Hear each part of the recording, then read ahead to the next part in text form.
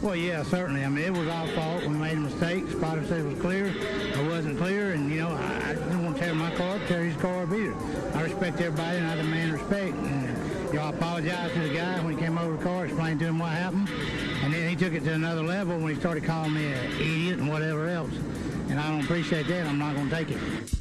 I told him how I felt. I called him out. He didn't show. And so, I'm good with it if he's good with it, but I'm not going to be disrespected by no means. Yeah, I guess I had a dinner date at Applebee's last night that I didn't find out until it was too late. It's a shame. Love their riblets and boneless wings, but... All right, folks. Welcome back to Meet Me at Applebee's, your number one unrefined motorsports podcast. It's Brian here with Ashley and Rob. As always, folks, how we doing this week? Doing good. I just cracked my first beer of the day. I'm a working man again, so I don't get to start drinking at like 4 for this show. That's hard. It's real tough. This Miller Lite though is after a hot day, 'cause it's hot up here in New England. Boy, that thing is going down. Same. Nice. How about you, True Love? How you doing? I'm hanging in there. I'm a little bit of a shrimp enchilada coma right now from family dinner night, so It's great. Mima will see what she can do here. See what all the iodine will do for your brain. Yep. Nothing like a good shrimp coma. My favorite. It's a big week this week. We've got two of the biggest races of the year in NASCAR and IndyCar, obviously. But this past weekend was the big All-Star weekend in North Wilkesboro. This was the second one at the track since being resurrected last year. But unlike last year, Ashley and I did not attend. So we all just watched from home. And there was some stuff to talk about. I mean, it was we had the new tires that didn't really play out how everybody wanted them to. The new track surface, which everyone liked. And then lots of rain, which we dealt with last year, but we only dealt with... We got to see a cool bit of rain. Like, it just rained enough to where they finally got to try out the wet tires on an oval, which that was really cool to see. But not this week. Yeah, didn't get to do that this week with feet break out of the water. propellers. Have you ever seen that much water in the center of a racetrack other than Pennsboro? That's crazy.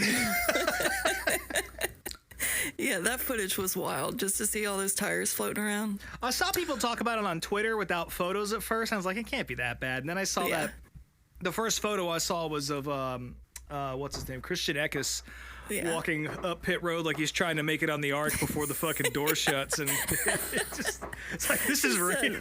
Yeah, that driver's suit was just so waterlogged. Oh, gross, dude.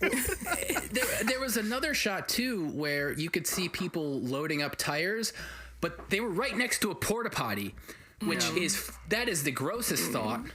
Like, just shit water floating around there, and awful. Which brings us to the first pandemic we all went through together. We didn't get to see the video of that starting, but we did do have the pleasure of seeing the next one. We have Patient Zero caught on video. I don't know who this fucking pit crew guy was, just diving off. It was Christian Eckes. That was Christian Eckes? I think I remember reading that it was Christian Eckes. Oh, that kid is gonna die. Yeah. I was like, how bad was his pink eye the next day in the truck race? That's so fucking gross. Because, again, like, you talk about the shitters, like, that was everywhere. It was in that water. Yeah. And none of those crew guys brought, like, probably a change of shoes because they thought they were going home that day, and they had to just wear those swampy ass sewage shoes the next day too.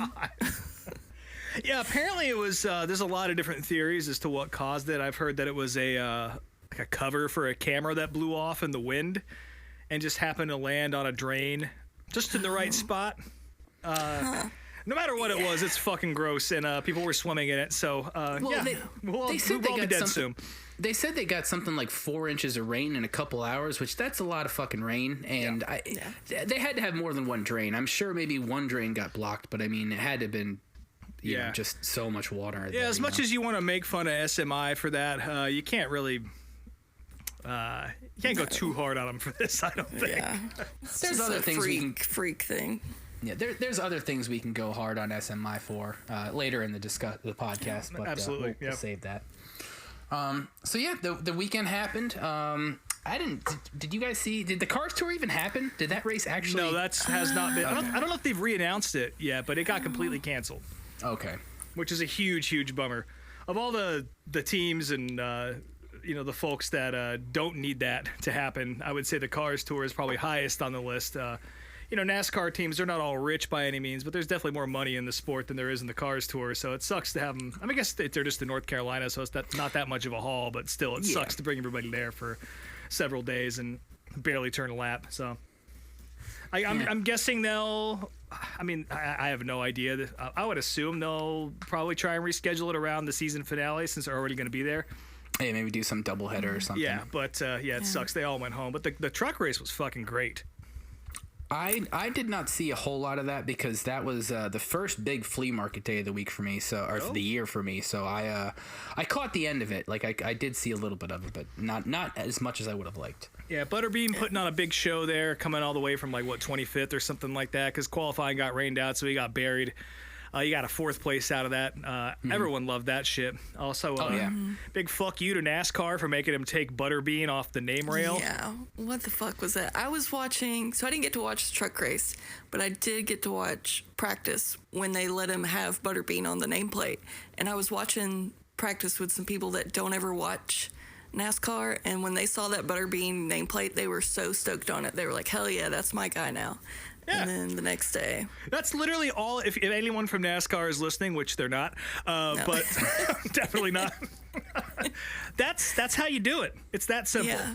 It's you that want fucking drivers simple. to have personality, and then when they have it, you take it away from them. Yeah, so that was a big fucking miss, in my opinion, especially when you had a cool nickname like Butterbean. Right. Yeah. I'm so mad it made me cough.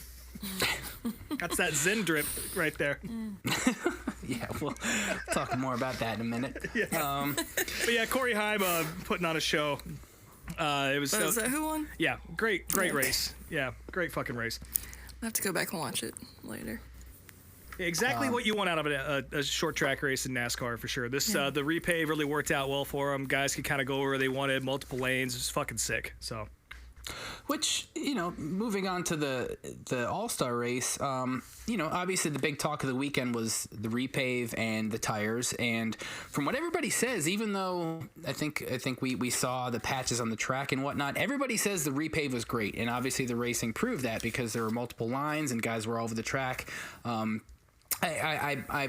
won't speak for Ashley, but I think the racing that we saw was much better than last year.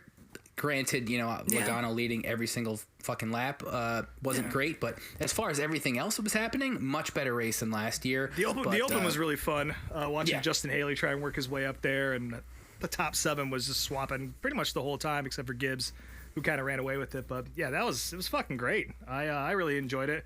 I can't believe I'm going to say this. Like again, I really just wish there was more cars out there. I wish it was just a regular race because I feel like. That's what I was going to say. I would love to see a full field out there bumping and banging. And that's I think the big reason why a points race needs to happen there, because as cool as the All-Star race there is, that should be a points race. The track deserves that. The fans want that. I think the drivers want that. And if you're going to do a throwback weekend on a real Cup weekend, there's no better place than North Wilkesboro. Sorry, Darlington. But I feel like that's the place to do something like that and really honor the history of the sport. But regardless, I'm sure they'll get there someday. Yeah, as someone who's been to both tracks now and been doing the throwback weekend all, for as long as it's been happening, it's great at Darlington, don't get me wrong, but the true throwback experience is North Wilkesboro. Darlington's great. I love Darlington, but you really get that old school experience at Wilkesboro. So hopefully eventually that'll get a points race. It sounds like it'll probably happen 2026, but who knows? Fucking hope so. But yeah, I mean, the All-Star race itself, I mean, like we said, it was a good race other than Logano leading every lap, but of course the big talk is the fight. And who cares about the race? Who fucking cares? I don't know what you guys thought yourselves, but I feel like we didn't really talk about it in the group chat much, so I'm curious to hear y'all's opinion. I have gone all over the place with my opinion. I think when it was happening, I thought Ricky was totally in the right as far as being pissed at Kyle. I think after reviewing the footage a little bit, I think it was early and it was lap 2. Was Ricky getting a little bit aggressive? Maybe, but a little bit. Do you need to go 3 wide on lap 2? Well, maybe when the guy above you is getting up in the fucking fence. Kyle was going to be in the fence no matter what happened. Yeah.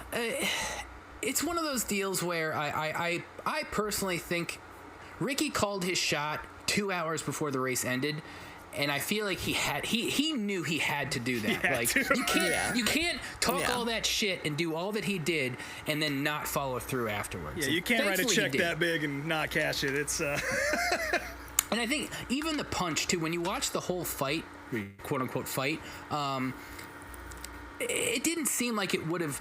They were just talking, and then all of a sudden he throws a fucking punch. Kyle never said anything like aggressive or like that warranted getting punched in the face. Ricky saw that it was dwindling. He was like, "Oh man, if I don't just throw it out there now, I'm not gonna get my chance." I mean, there was one angle where you kind of saw Kyle do one of those faces that he makes. That's just his face. Which is just his normal face for sure. But that's what Dale Jr. said on his podcast, was that resting Kyle Busch face. No, Kyle has this. He apparently has this little smirk sometimes that when he's talking to you and things get heated, there's a little smirk that comes out, and apparently that's what Ricky said that too on. Not that I listened, but I guess he said that on Corey's podcast because he was on there talking about it. Yeah, I will absolutely not be listening. to it. Never, ever. I want to hear either one of those guys talk. Brief aside on. Let me just say one thing about Corey real quick. Chili's is sponsoring Corey again this weekend in Charlotte. Motherfuckers, we talked about Red Lobster, going out of business, but Chili's is, I guess, also losing a lot of stores, and you're wasting money on Corey LaJoy. What the fuck is wrong with you guys? You get what you can pay for, I guess. So. Jesus. But anyways, back to the fight. I loved it. I loved it so much. I guess I'll have to go back and look for Kyle's face, because I definitely watched every angle multiple times until I was like crying, laughing. Well, it was so funny that it was such like a high school bully by the flagpole kind of moment, like maybe bully's not the right word to use here, but it was just like one of those things where it got announced in first period and everyone knows what's happening as soon as that last bell rings, and everyone's kind of like waiting around, and the media's, the security's fucking ready, It was great. I would say the most fighting that was done was probably between Kyle Busch and Ricky's dad. Yeah. Which got a couple shots. They both got a swing in. I think everybody was talking about Kyle actually connecting with a punch to Ricky's dad, but I saw that punch, and granted he connected, but it was a very weak punch. Very weak. Well, it was not strong.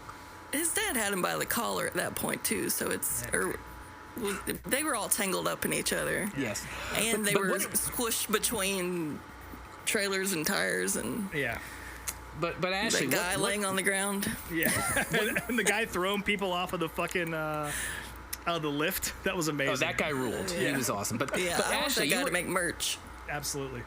You were very excited though about Ricky's dad, and you can talk about that.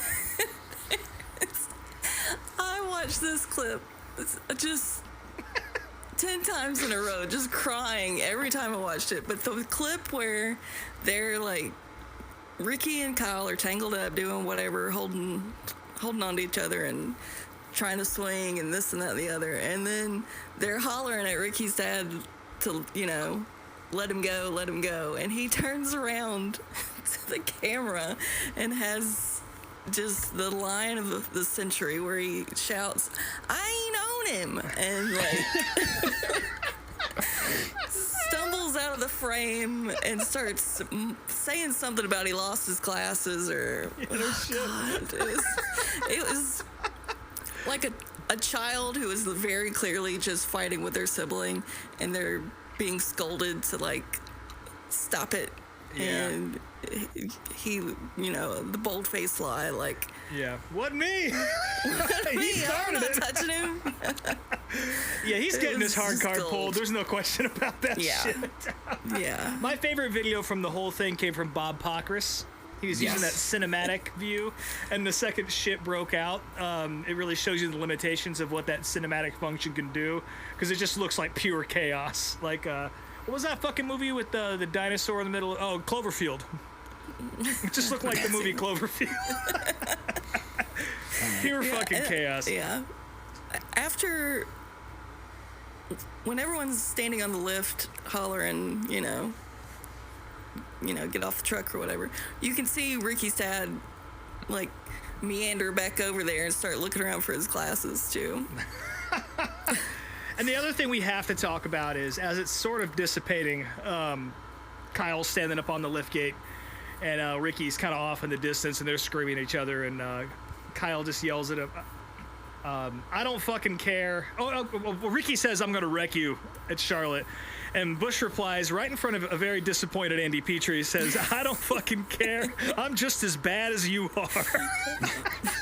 I suck just as bad as you do. Just as bad as you do. That's it. Yeah. I mean, that's another part of this. Like, Kyle's having a very frustrating season. I mean, he started off hot last year at RCR, winning a bunch of races, and then slowly just shit the bed. And this year, he's been awful, which is really a bummer because, like, I've grown to become a Kyle Busch fan, and I want to see him succeed and do well in that car. And it's been tough to see him this year. Yeah, so this kind of reminded me why I'm not a Kyle Busch fan, because he's kind of a dickhead, but...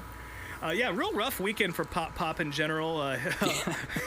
Austin Dillon being called Austin Diller on Fox. That was pretty cool. Not the broadcast. It was like some news thing. Yeah, some Fox News bullshit. That was cool. And yeah, Pop did not have a good weekend, so that's a shame. But what are you going to do? And if Ricky touches Kyle in Charlotte, he's going to fight him himself, apparently. So Yes. That one, I don't think that one's going to... stick around, but Ricky's already walked that back. They're not gonna wreck each other there. So it's a bad place to wreck somebody anyway. But we'll see what happens when they're coming down to 24th place at the end of stage 2, side by side. Yeah. I did see. I guess Brett Griffin tweeted something about the 3 people that deserve suspension, but there was a comment under it. I forgot to write down the person's name, but I love this comment. It said, the only 3 things that deserve suspension are the tires that tripped Kyle, the fireworks, and Ricky shorts. Yeah. He definitely had his beach casuals on, like he was going to Chili's afterwards to ink a deal, but Corey LaJoie beat him to it. But yeah, and one last thing, that shot of Kyle walking to the hauler and there's Ricky waiting off in the distance. Absolutely amazing. Probably one of the best screenshots I've ever seen, I think, as far as like NASCAR is concerned. Just beautiful. Perfect. Yeah, that'll be part of the meme culture of the sport until the planet is wiped out by the pandemic. That's surely going to come from that pit guy swimming around in the water there. So, yeah, overall, I thought it was a good weekend. Again, I just want to see a points race there. Hopefully that'll come to fruition at some point. Yeah. But not next year, because they're going back. We're also going to Phoenix again for the championship race, so some things will stay the same that I'm not totally thrilled with. But yeah. Who knows? We'll see what happens. Maybe Rockingham or Chicago or something will get back on the schedules, and there'll be a little bit of a celebration over that, but we'll see what happens. Yeah, but Rockingham actually posted something today about how they'll be back sooner than you think. Yeah, I would love if they go back to Rockingham. I will be there 100% next year. Like I'm that's another track that is not that far. It's closer than Charlotte to me, and I would love to go there. Like that's a track I think would be really good for NASCAR, especially with a new car. I think it would do really well there. Hopefully, I mean. You heard it here first.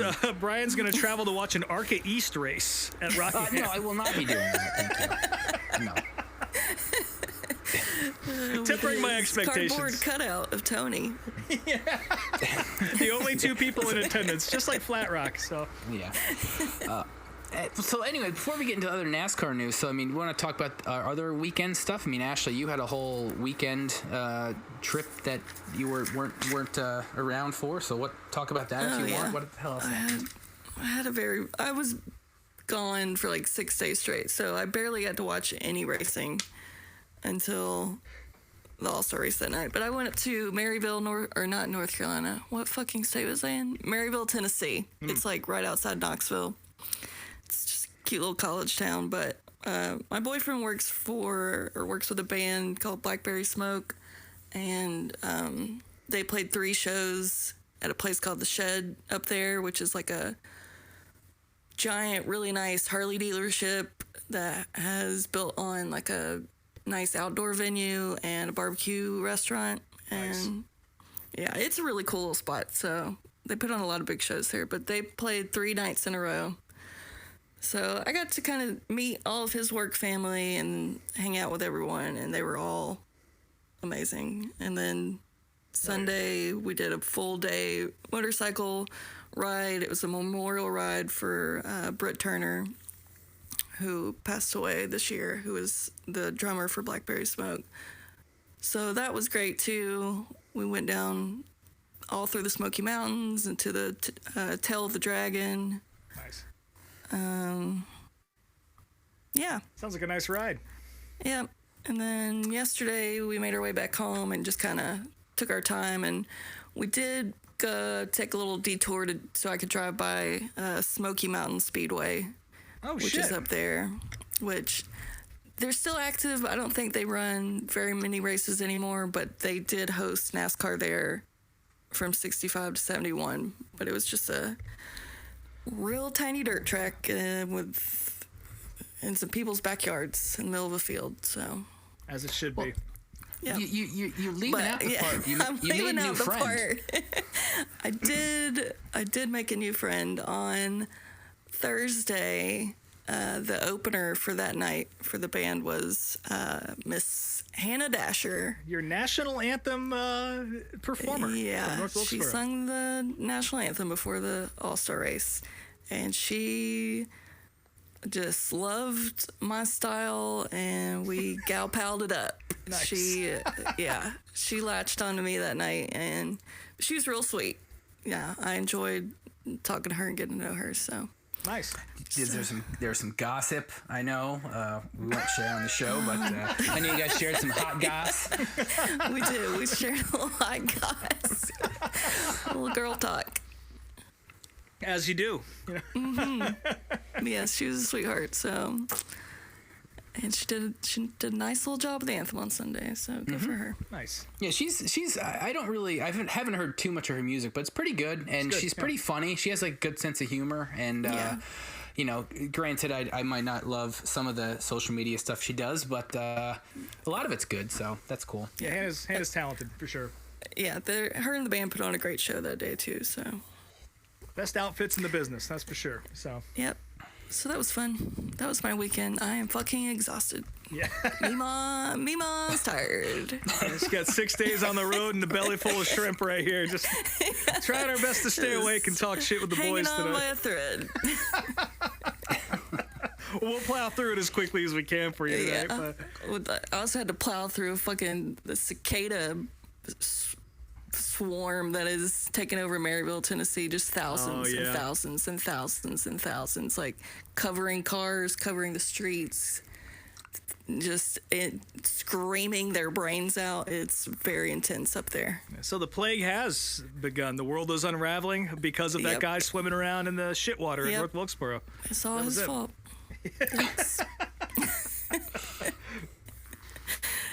Oh, man, So what'd y'all do? Y'all went to some antique malls?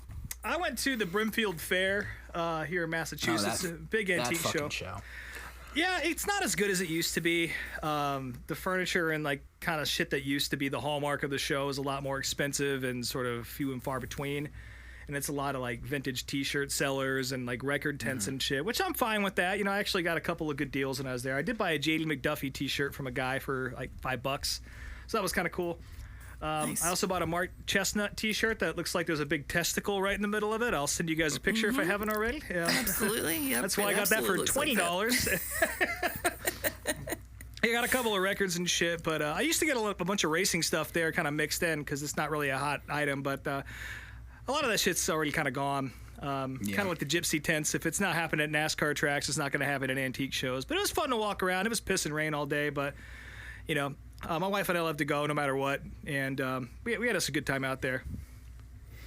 That's cool. Yeah, for me, it was just like the first big weekend. Like the weather's been so shitty here in Ohio that like I haven't gone to any real flea markets. So my first big weekend of that, and I found a handful of good NASCAR items. I got a ridiculous Texaco Haviland neon jacket that I don't need, so I will be selling that at some point, and a bunch of hats and shit. But Yeah. no, I don't. I've got so many other jackets and shit. I don't need that. But yeah, that was my weekend. I avoided any racing because I was being a weird, depressed dickhead. But this coming weekend, gloomy Gary.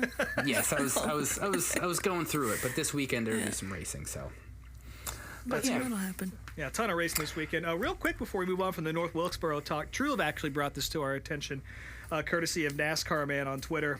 I had no idea that this happened, but apparently in 1979 they had to delay the race because of rain, but not because of the water on the track, but because there were thousands of earthworms that crawled out on the surface.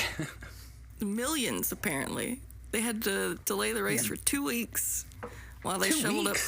Yep, 2 weeks. I missed that they were shoveling up 20 gallons of worms that they were like piling up on the drains, and yeah. So maybe that's what was clogging up the drains all them worms over the are back. weekend. The worms were coming. the worms are back. The worms are back. A little Dracula flow in there for you folks, but I was gonna save that reference for later in the show, but the bugs are back. So what the hell else happened in racing? We got to talk about Indy. I mean, Rob, we're going to talk about the Indy Bump Day later on, but I mean, it was a big weekend for Larson. I did watch some of that, and it was pretty cool. The Indy qualifying process is definitely a lot different than any other motorsport, and you talked it up quite a bit, and I've watched it in the past, but it's been a while since I've actually paid attention to it. And even though I'm not a massive Larson fan, I mean, I'm very much pulling for him this weekend in Indy, and it was, he did great. He qualified fifth and was fast, and it was very cool to see that stuff. So yeah, it was. I was really thrilled to see that as well, especially with all the engine issues that Chevy was having. I don't know how much of qualifying you guys watched, but I didn't get to watch any of it. I was getting all my updates from you. It was like 24 hours of qualifying, so I only saw a little bit of it. Yeah. But, and I want to give credit to IndyCar and Roger Penske and all them for kind of tweaking the format to really ramp up the excitement for all sessions. Qualifying has always been dramatic, but as the fields have dwindled, it kind of feels like it means less, and they've managed to make this about as exciting as it could possibly be. Despite the fact that there's only 34 cars running for 33 spots. So they make this a lot more larger than life than it will be in any other racetrack in the world. So kudos to them for really making that format as exciting as it is. Because it used to be like 2 weeks of qualifying. Now they're down to 2 days. So, but yeah, it was great. We can just get the Indy shit out of the way, I guess. Great weekend for Penske. Of course, they're just the fastest fucking cars out there. I guess they still got that push to pass going. I was convinced that Joseph Newgarden was going to be on pole, but Scott McLaughlin got it. He was so fast. Broke the track 4-lap record as a 242 mile an hour average.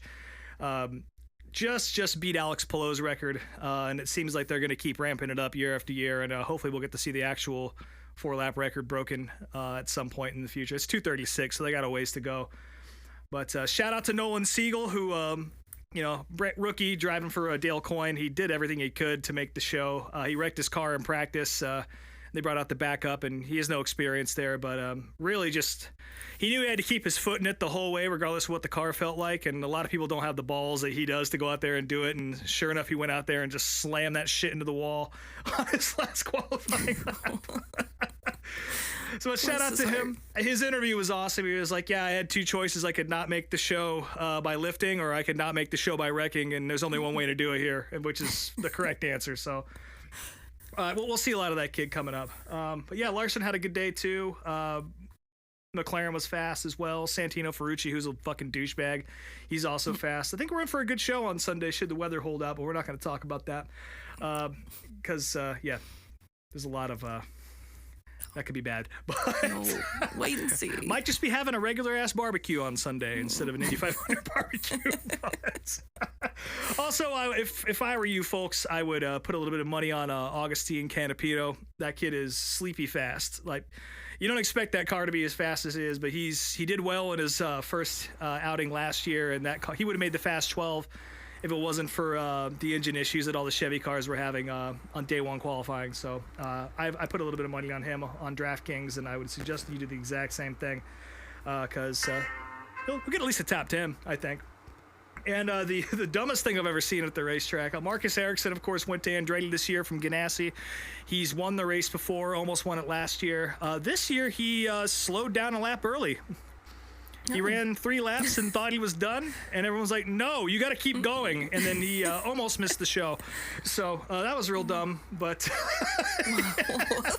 can't even blame it on Andretti. But they're dog shit slow all month already. So what a little knife in the chest that would have been to have had one of the slowest cars out there, but missed the show on your own stupidity. So, but they got it figured out. They made the show. But yeah, Indy's going to be great. Again, Penske might walk it. Scott McLaughlin is my pick to win from the pole.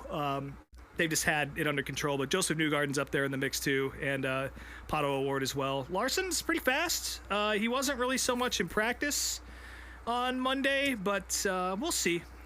You know, and in case he can't run, there's a lot of rumors about Tony Kanaan going through the refresher course so he can step in for Larson and actually run the race if Kyle has to leave to go do the 600 because that's his priority. Well, you say that, but there was a video that got posted today of Rick talking about.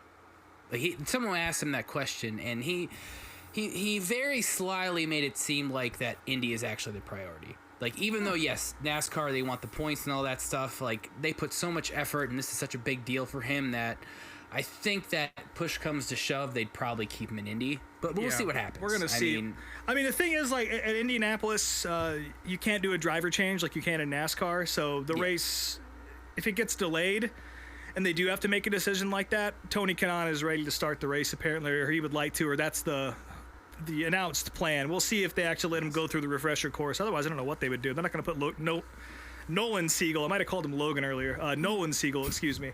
Yeah, who knows? Hopefully the weather holds off and it all goes out without a hitch. And we've seen that NASCAR will push a race back for him already, so maybe they'll do it for the 600 too if things run a little long. While we're on the subject of getting from one race to the other, we might as well talk about this. SMI made the announcement that Trump is going to be at the race on Sunday, and there was, regardless of what you think about that, there was chatter about, well, that could affect, the air traffic into the track. And listening to Dale Jr.'s podcast this afternoon, he apparently, he has sources apparently that say that the airspace won't be affected, I guess, like, because he's not president. He's not the president. Now, if it was Joe Biden there, or if you believe that Trump actually is still the president, either way, maybe it would be a different story. but yeah, it shouldn't cause any problems. He's gone to Daytona before and other races when he was president, and obviously everyone was already there, but I don't know. I don't think anyone had any trouble getting in and out there, too. It's a giant event. It kind of is what it is. So, yeah, and he's not the president, so there shouldn't be any issues with that. I saw that, and I was like, you got to be fucking kidding me. But then some people kind of taught me off the ledge, and, yeah, I think we'll be fine there. Well, yeah, as long as it doesn't take twice as long to get through the gates for added security, too. Yeah. As someone who will be there on Sunday. Just got to get there early. Sold out race. Yeah. Yeah. Well. Okay, enough of that bullshit. I don't want to get into the whole Trump thing. Like, we don't need to talk about that. Today I'll talk about it next week if he ruins my day. Yeah, exactly. Yes, we can talk about it. He hasn't ruined it yet, so. Not yet. The Hall of Fame inductees got announced, and it was Ricky Rudd, Banjo Matthews, and Carl Edwards. Carl Edwards, Ricky Rudd, and Ralph Moody. Oh, Ralph Moody. Okay, I thought Banjo came in second in the Legacy. I did vote for him. I voted for Harry, Ricky, and Banjo. But I can't really be angry at any of these choices. I mean, they all have deserved their spot in there. But it does suck to see some of these guys who are getting older as the history kind of slips further off into the distance, to see these old dudes kind of get have to wait longer. Yeah. I know there's did different categories see- and all that, and maybe it wouldn't have worked out any different any other way. We'd be having the same conversation, but still, you want to see these old guys get honored as quickly as possible. Yeah. I mean, I saw a picture a couple hours ago of Ricky Rudd at the Hall of Fame today, and he looks so old now. Like, he has aged dramatically, like, very quickly since the last time I saw him, which I guess was on Dell Jr.'s podcast. But Apparently, haven't been able to get a hold of Carl Edwards either. just out on the farm in Missouri. No Doesn't have a fucks fucking given. clue. Oh, that's good shit. I'm happy to see Rudd get in there. I think it's his time. Same. Yeah. Agreed. Yeah, like I said, I got no problem with it. Carl Edwards should have been champion. He quit because he didn't get to be champion. Yeah. Pretty much. So, yeah, he's definitely one of the best race car drivers we've ever had the privilege of watching in the modern era. That's for sure. So I'm glad to see him at least. If he can't get a title, at least he gets this honor. So Yeah, that's fair. whether he wants it or not. So Rob, you got some. You of all people have some T-shirt stuff to talk about. Yeah. So after I went to Brimfield, stopped into Walmart for a second. To pick up some Chips Ahoy cookies because we were hungry on the drive home, and we took a little breeze to the clothes section. And Walmart is selling. This is the only Formula One talk this week. They're selling some real Chinese bootleg type T-shirts right now. There's this one in particular which I think we'll probably post in the on the Instagram posts. It just says Grand Prix Champion on it, 1978, and it's got a rendering of what looks like a F1 car from like 2009, and it just lists a bunch of tracks that didn't exist or you probably couldn't even go to as a normal person. On the 1978 counter, they got let's see here, Baku? they got Baku listed. They have Austin listed, which that didn't happen. Monaco's on there, and then they have a couple of pictures of racetracks on there.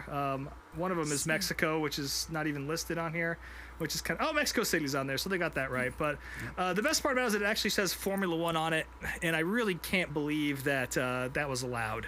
So kudos to whoever slipped that past. And if you're at Walmart and you want a piece of racing history before it gets cease and desisted, here's your chance, folks. So this thing it's a cool looking T-shirt for what it is. They definitely kind of, As long as you don't zoom in on the details. I was saying to you guys, like, if someone showed up to my barbecue on Sunday wearing that, I wouldn't even be able to say anything about it. It's like so bad and so off, and thank you for trying, but as long as you don't start talking this left turn bullshit, we'll have us a good time. But if you do, I will send you into the waters of North Wilkesboro.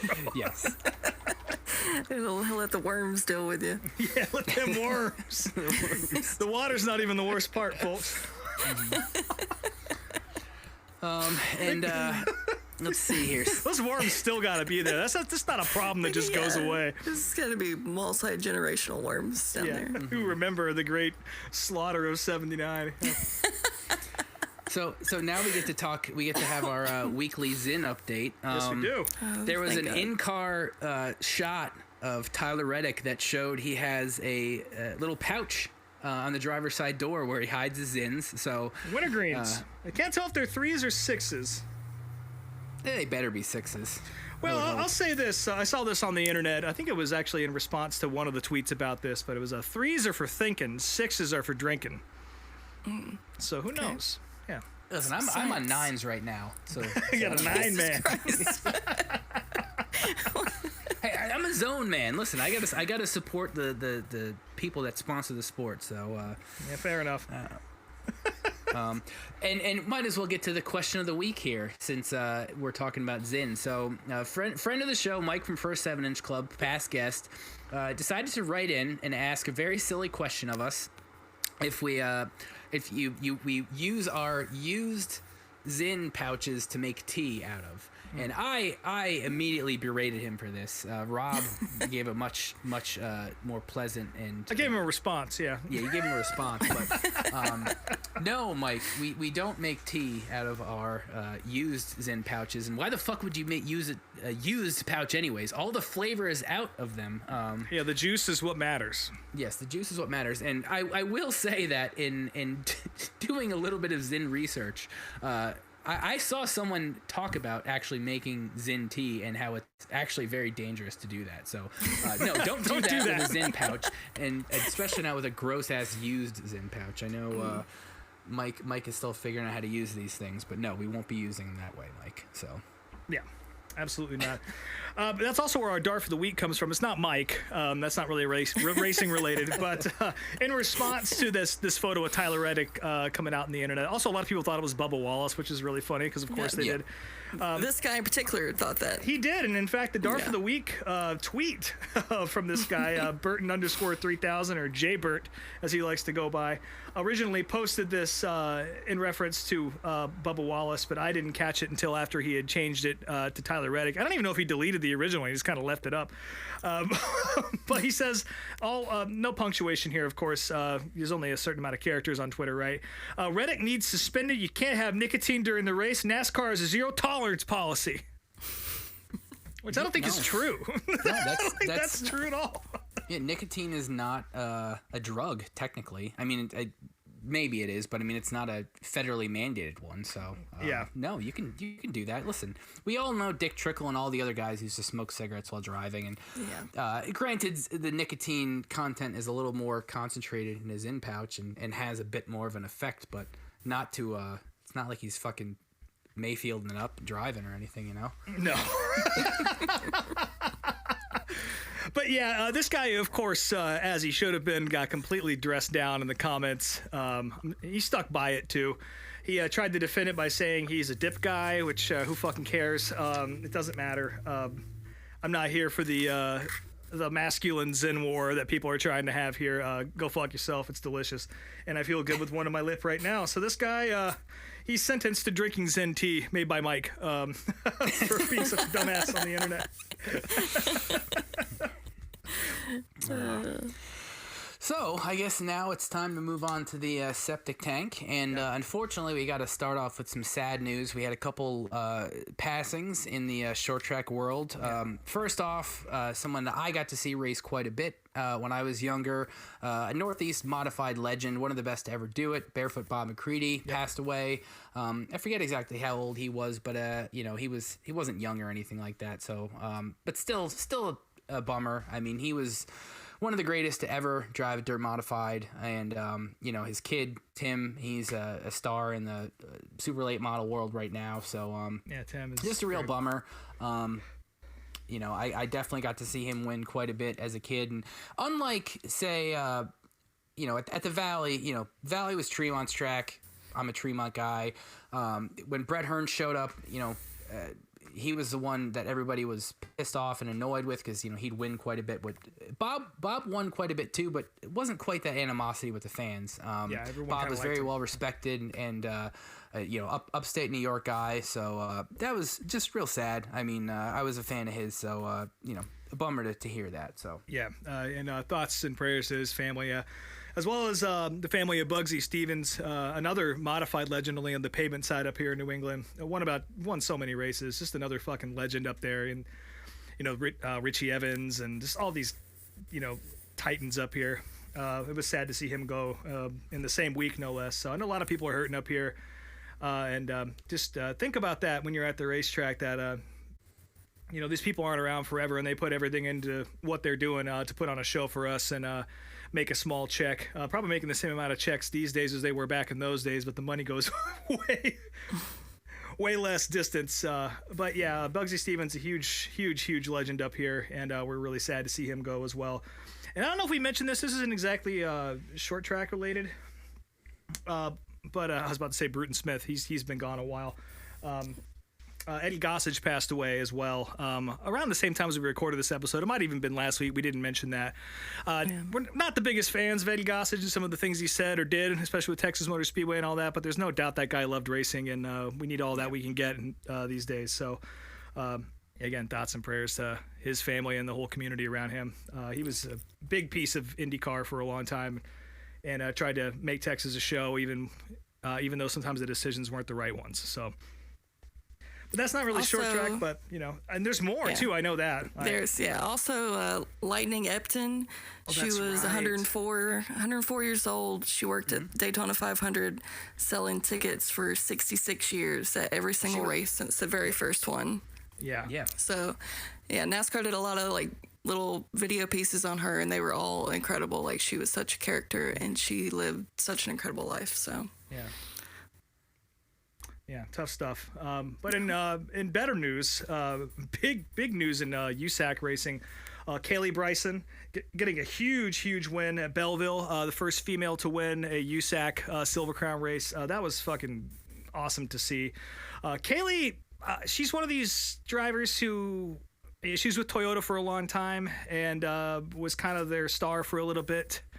But kind of got pushed aside in favor of some other folks. But I always felt like Kaylee was probably the most talented out of all of them, and it's good to see her start to win races again, especially on such a big a stage as USAC, especially leading into Indianapolis, because this is sort of like where the whole world kind of focuses on the USAC world.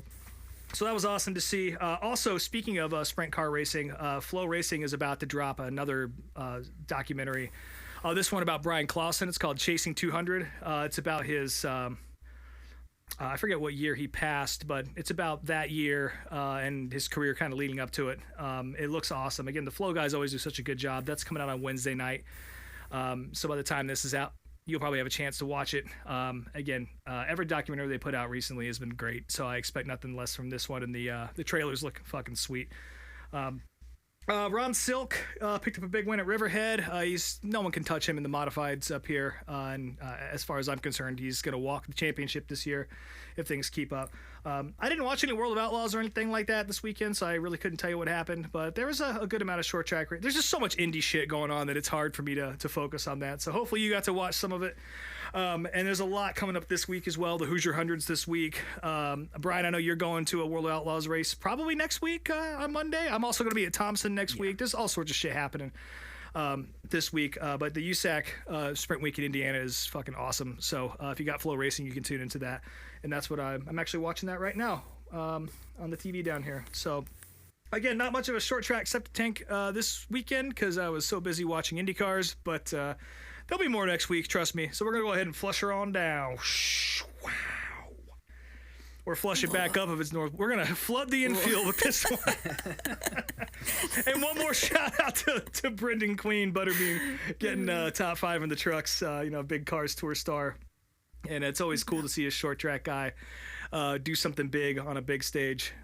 So that was good news to see. So yeah, hopefully we'll see more of him. Yes.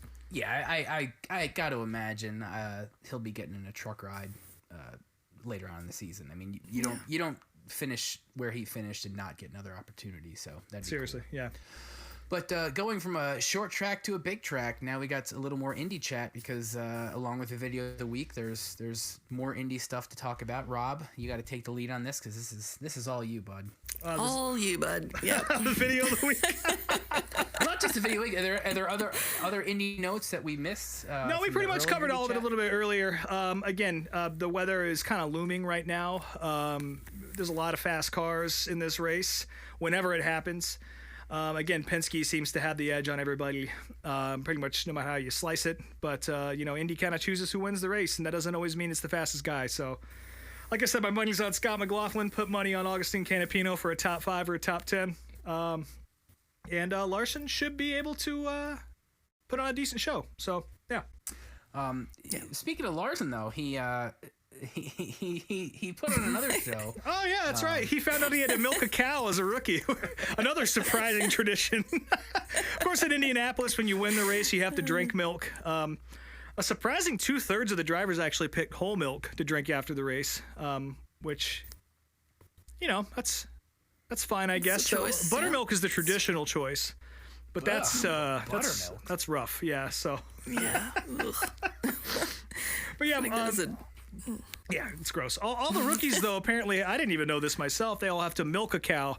So there's a lot of great footage of Kyle Larson tugging on an udder that's out there. Raw dogging it, too. No gloves, no or glove, nothing, just right ripping. Yeah. Milking. So, yeah, hopefully that bodes well for him. Indy's a very superstitious place. I don't know which side of the superstitions just grabbing a teat with no just bear falls on, but I'm hoping it's a good one. So. Fuck. But yeah, the video of the week this week also comes from the Indy world. This is one of my favorite videos on YouTube, period. It's probably my favorite racing video of all time. We're talking about how fast Penske is, and they usually are super fast at Indianapolis. Hold on, real quick. Well, this was an enjoyable video, don't get me wrong, especially after watching, pole qualifying this weekend, but favorite video of all time, like, it was cool, but you're gonna have to expand on that a little bit. So I watched this live as a kid, and this was like sentimental value. Glued to the television watching this, because I was a big Al Unser Jr. fan, having New Mexican roots. I love the Unser family, and as I was about to say here, Penske's always been fast. I mean, Roger Penske owns the fucking place now, like literally owns the speedway. Yeah. And on a weekend where they have completely swept the front row, which has not happened since, I think, 87, 88, I think was the last time they did it. This is a tale of the other side of things. And there's a lot of sort of backstory. There's not really a whole lot to talk about as far as the video is concerned. This is just something you kind of put on and watch. I chose the 40-minute version that IndyCar itself edited down and put on the internet. There is a longer, like 2-hour version of it that I do recommend watching, that doesn't have all the breaks and edits and all that shit, but just for consumption's sake, I picked the shorter version for you guys. And the quality of it looks pretty good too. They restored it a little bit, even though the one IndyCar posted is from 14 years ago. It's about as good as it could get for back then. But we've talked about the split in IndyCar before multiple times. It was only a few weeks ago we had a video that kind of talked about it. And all of this was kind of bubbling in the background at the Indy 500 in 1995. The year before, Roger Penske showed up. They found a loophole in the rules. USAC had tried to place a rule on some of the engines that weren't the traditional stock block Buicks. And Penske teamed up with Ilmore and put a Mercedes badge on this pushrod engine that was probably the fastest thing that's ever been at the Speedway. They didn't really get to show it in qualifying, but this thing was fucking brutal. They call it the Beast, and there's actually a book that Jay Gruss wrote about it that's fucking awesome. I recommend reading it. They tested this thing in relative secrecy, and no one actually... They managed to keep the secret pretty tight up until they showed up at Indy with this crazy-looking car that had a completely different engine tone. This is in 1994, by the way. Going into 95, USAC changed the boost rules to try and tamp that down and keep Penske from dominating the show again, because there was this big war between CART and USAC and the Speedway, and Tony George and all these people kind of vying for control of the IndyCar Series and the 500. And that kind of led into qualifying here, where Penske just showed up, and because of the pop-off valve restrictions they put on there and the boost limits, they were just slow as fuck. Leading into bump day, they didn't even run on the first day of qualifying for pole day. They had to go on the last day or two, and it was just a struggle the whole time. And this video is sort of the nail in that coffin, just being hammered in, just watching them not make the show. They borrow cars from Bobby Rahal, and this is probably my favorite part as far as the racing is concerned in all of this, is watching the Penske guys drive around in Miller Genuine Draft painted cars for Bobby Rahal, and I forget who the other driver was. Mike Groff at that time? That might not be right, but... yeah, I don't remember. I don't even know if I'm sure they mentioned it. I didn't catch it. Well, they were in the show, so they're just running Bobby's backup cars out here, and they're completely painted up just like the Miller Genuine Draft cars, but they have the Marlboro decals on them. Okay, so I was very confused by the color scheme going on there, so thank you for explaining that. That was the most interesting part to me of this whole video, is how Penske was swapping cars, and not only did they have the Rahal cars, but they also had... like Al Unser had, he was in a Reynard for a little bit, car, and different chassis and stuff, and that's stuff that's it's interesting and confusing to me, but it's compared to NASCAR or any other form of motorsport. I mean, you just don't see that type of stuff. Yeah, that was more prevalent back in the day. Of course, this was a favor being returned by Bobby Rahal, because Bobby Rahal missed the show in '93. it wasn't a rules thing that kept him out. They were just kind of slow. He started his own team, and they just could not find speed at Indianapolis. So Roger lent him some cars and all that, and this was him returning the favor.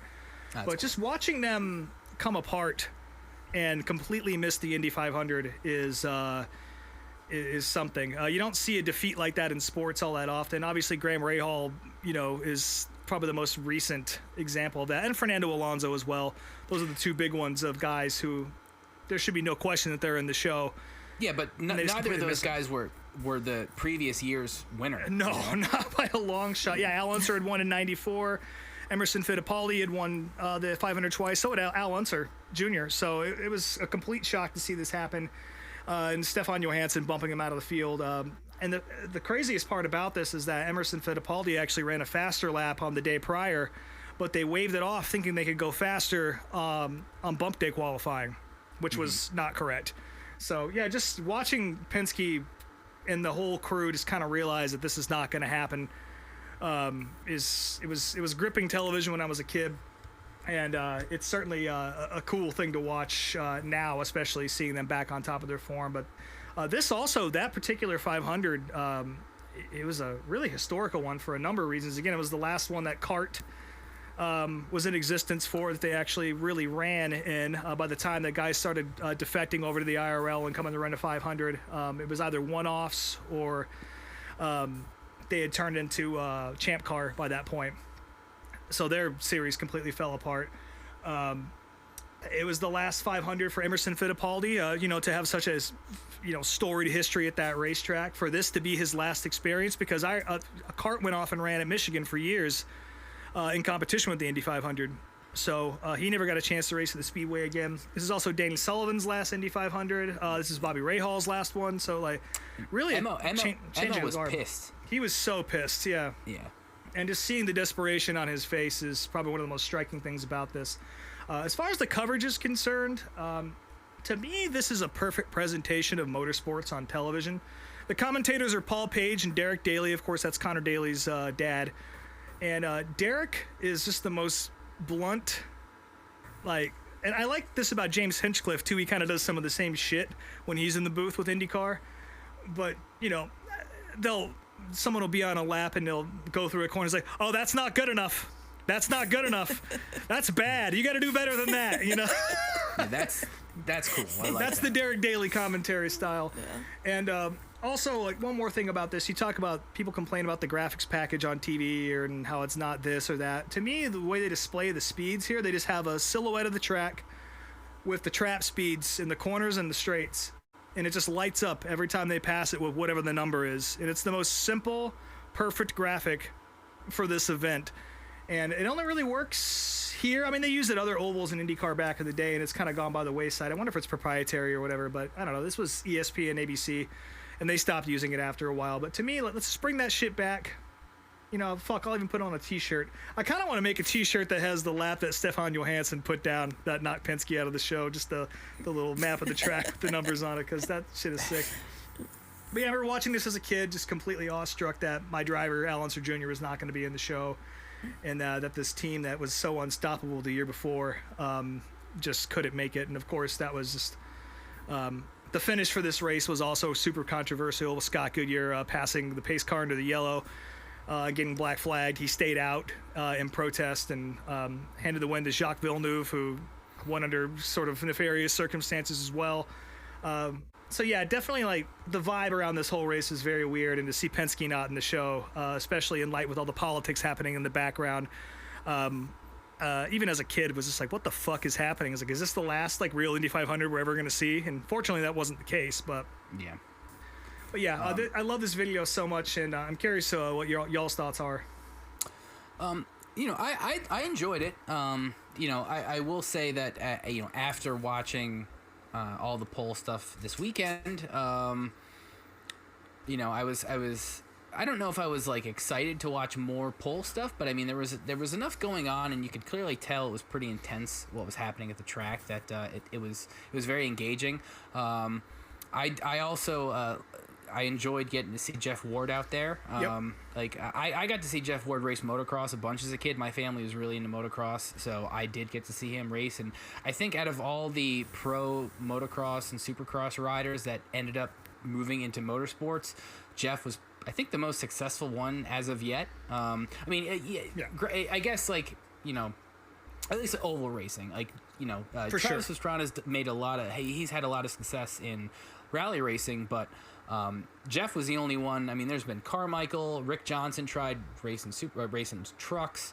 There's been a few other guys, but Jeff actually did win one or two IndyCar races, I think. So I got a little kick out of that personally, but it was a cool video. I mean, definitely not as much like, you know, funny or weird stuff, but as far as like, you know, even 30 years past the date, like, you could tell how intense and how, you know, difficult it was for Penske to run that day, and seeing all the different cars and stuff like that was pretty neat. So I liked it. And like I said, like with the additional context of the politics happening in the background and the uncertainty around what the future was going to look like, it just made it all the more stark.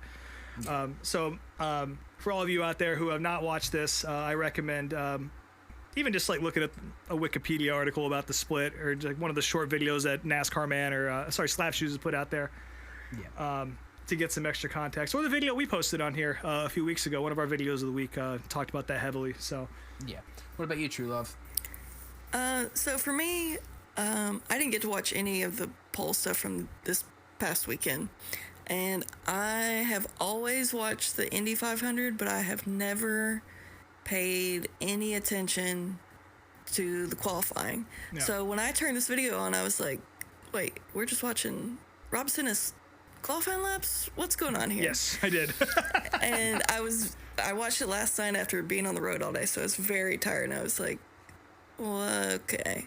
And I didn't understand it at first. Like, it took me a little bit to like figure out what was going on, because even though the graphics were very well done, at first I was like, it took me a while to like a few runs to like catch on to like them doing it by lap averages, and because that's just a format that my brain is like, what is this? This is not what we're used to. But once it like clicked and I've kind of caught on to the storyline that was happening, I was very intrigued and was like invested in, oh, is Penske gonna make it? Is Penske not gonna make it? Because I couldn't remember if you said if they did or not. So and they barely missed it.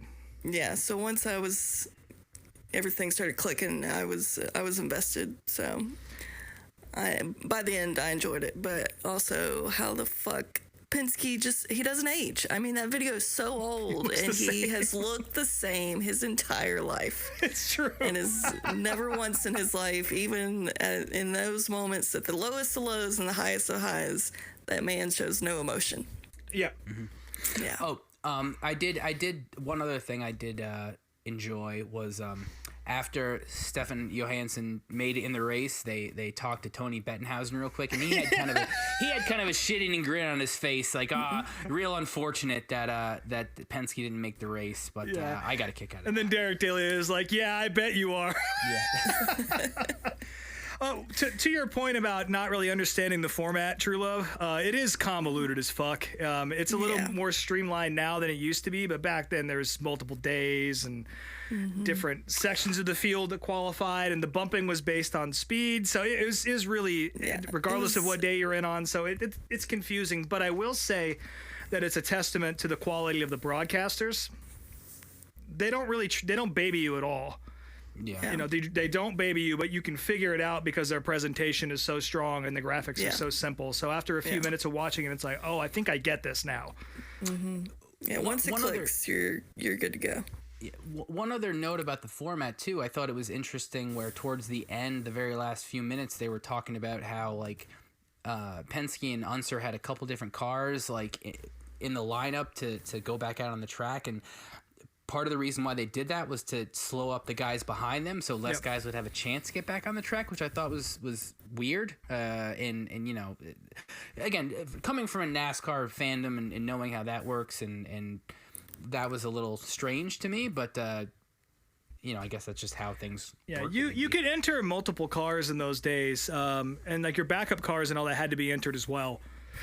So as long as they passed and got the inspection sticker, you could have as many cars as you wanted, at least to the best of my knowledge, for most years back in those days. And again, like, I think at this race there was 47 or 48 guys that showed up to make the show. And in years past there was 60, 70, 80, so Yeah. And that's just guys, single drivers attempting, not including the number of cars in there. So you'll see a lot of the cars out there with the letter T by the number. That indicates that it's a backup car or a testing car or whatever it is. So okay. yeah, you don't see that anymore because they just don't have that many cars and there's only so many engines that exist, and it's very much a spec series now. So Well, that's kind of an unfortunate trend throughout a lot of motorsports. Is just with money and how series have evolved and all that, and there's just less people coming to the track and less people entering. Doesn't matter which motorsport you're looking at. So yeah, exactly. It's a shame to see, but again, the most stark thing out of this, besides Davey Hamilton out there, which I love that guy, a super modified guy. Another guy we talked about in the past, as far as old videos a week, that was that Copper World Classic video that he was in. So yeah, that's the world he came from, and it's kind of funny that all these guys trying to bump their way into the show are the ones that became the stars in the IRL next year. So yeah, they finally got their shot to shine. But yeah, definitely a dark time for open wheel racing, and one that they really haven't recovered from all that well, with the exception of the 500, because that still sells out every year. So yeah. Cool video. And yeah, we'll have plenty more to talk about with Indy stuff. Obviously after this coming weekend. But for the video of the week next week, kind of playing off a little bit of the passing of Bob McCready, and also hopefully, fingers crossed, I'll be going to my first big block race of the year next weekend. They're running at Sharon on Saturday, June 1st. So as long as the weather's good, I'm going to go out to that. I just picked an episode of This Week on Dirt, which was the weekly dirt series that ran in the Northeast. It was a syndicated series that ran different channels, and my personal home channel, it ran on ABC Channel 10. I watched that as a kid, and the video I found was from May of '96, so about 28 years, almost to the day. There's some commercials and stuff in there, so something somewhat light. I couldn't really find. I wanted to run some sort of Bob McCready video, but there's really not a ton of like Bob specific videos that are on YouTube. And I didn't want to watch a whole race. We'll have plenty to talk about next week, so we'll be checking that out. It's already on the playlist, so check that out. So. But yeah, this week is again big weekend of racing. Obviously Sunday we got the double going on, and who knows what the weather will be like. So we'll see how that pans out.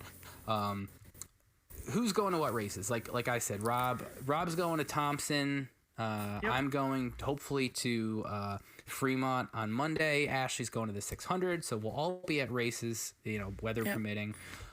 So yeah, we'll have a lot to talk about next week. Yeah, really looking forward to going to Thompson. I don't know how many cars will be there, but I've been told, according to the internet, that there's a few extra people showing up because it's a Monday show and really nothing else is going on. So I guess we'll see. Cool. Yeah, I'm supposed to. Sorry, I'm over here. Meemaw struggling. The shrimp is hitting now. Shrimp. Yeah. It's also 10:30. I don't know. Almost. Yeah. Yeah, I will definitely be at 600 on Sunday. I'm supposed to go up on Friday and camp in the infield Friday, Saturday, Sunday with some buddies of mine, including Andy Newsom, but it's supposed to be so fucking hot. And it's like even worse in the infield because there's no breeze, there's asphalt everywhere. And there's also a chance of rain. So I'm going to decide like in the 11th hour on Thursday if I'm going to camp or not. But I'll definitely be there Sunday. Pack your Crocs because you'll need them. Bring your fucking Crocs. Jesus Christ. Your basketball shorts. Yeah. Yeah. So we'll see. Cool. Well, it sounds like we'll hopefully all have some racing stuff to talk about next week. Well, at least it sounds like the 600's good again, and so at least we'll have that. So. Yeah. Cool. Well, I guess with that, we'll wrap it up. So as always, you can follow us at Meet Me at Applebee's on Instagram and Meet Me at the Bees on Twitter. I am Speedway Screens on all the things. SpeedwayTSJ.etsy.com is the store. Meemaw, what do you have to plug? Anything? No, I'll share some pictures from my weekend. Yeah, Me and Hannah Dasher, gal palin. Shrimp Mountain True Love on Instagram. That's what I should change it to. Oh, I love shrimp. I know you So do. fucking much. R.I.P. Red Lobster. It's your fault. Rob Motes _unofficial on Instagram. These Wild Plains is my band. And that's about it. Yeah. I'm excited for this weekend. I'm excited to have a barbecue. Whether or not we're watching the Indy 500 on Sunday or not is yet to be determined, but I will have the TV out there. It's supposed to be nice here at least, so we'll have some fried bologna in honor of Andy Newsom and all the folks down there in Charlotte. So Nice. There you go. Cool. Well, all right, folks. It looks like the check is here. So thanks for joining us once again at Applebee's, and we will talk to y'all next week.